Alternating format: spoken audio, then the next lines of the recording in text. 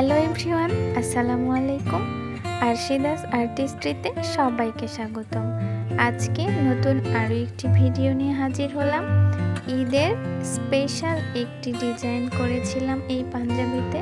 দেখেই বুঝতে পারছেন একটা ঈদ ভাইব আছে এই পাঞ্জাবিটাতে, চাঁদ এবং তারা। তো সেটাই আজকে আপনাদের সাথে শেয়ার করব। চলেন ভিডিওটি শুরু করা যাক। এখানে আমি একটি মাত্র কালার দিয়ে ফেভিক্রাইল অ্যাক্রিলিক কালার, যেটা দেখেই বুঝতে পারছেন, এই একটা মাত্র কালার এবং দুইটা তুলি ইউজ করে আমি এই কাজটি করে নিয়েছি এবং রাফ ড্রয়িং করে নিয়েছি।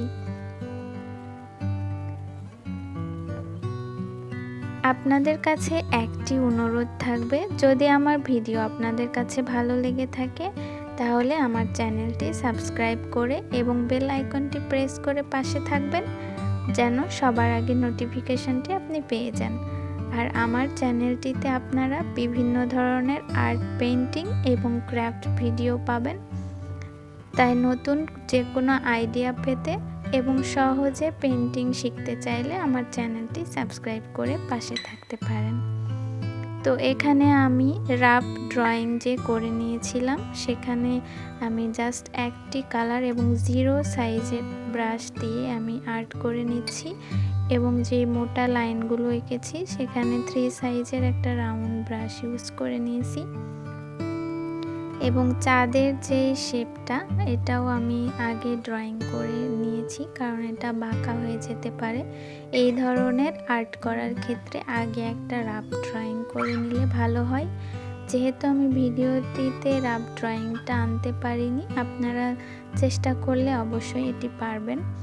আর ভিতরে আমি কিছু মান্ডালা ডিজাইন ক্রিয়েট করে নিয়েছি এবং খুব কাছ থেকে আপনাদেরকে দেখিয়েছি, যেন আপনারা খুব সহজেই বুঝতে পারেন।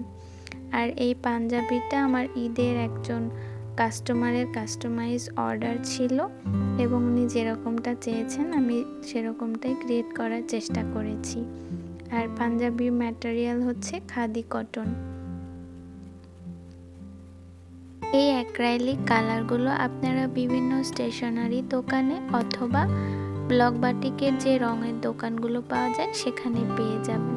প্রথমে পেইন্টিং শুরু করার ক্ষেত্রে অবশ্যই এই রেডি রঙগুলো আপনারা ইউজ করবেন, কারণ প্রথমে যদি রং তৈরি করে পেইন্টিং করতে যান একটা বিরক্তি চলে আসবে এবং কাজের ক্ষেত্রে ভালো করতে পারবেন না। এজন্য নতুন যারা সবাইকে বলি যে রেডি রং দিয়ে যেন কাজটা শুরু করেন। আর যখনই রাফ ড্রয়িং করবেন কাপড়ে, মাথায় রাখবেন যেন কখনোই কলম দিয়ে রাফ ড্রয়িংটা করবেন না। আর অবশ্যই 2B পেন্সিল ইউজ করবেন। যদি খুব বেশি সমস্যা হয় ডার্ক কাপড়ে, তাহলে 4B পেন্সিল ইউজ করবেন।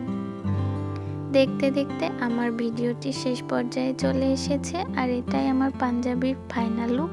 কেমন হয়েছে কমেন্টে অবশ্যই জানাবেন। ভালো থাকবেন, সুস্থ থাকবেন। আল্লাহ হাফেজ।